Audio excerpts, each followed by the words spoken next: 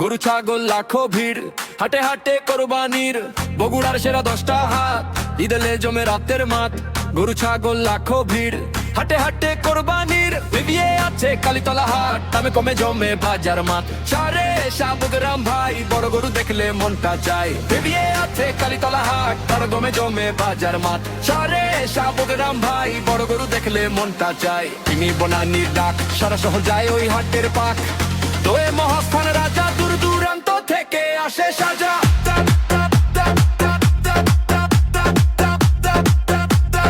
দূর দূরান্ত থেকে আসে সাজা।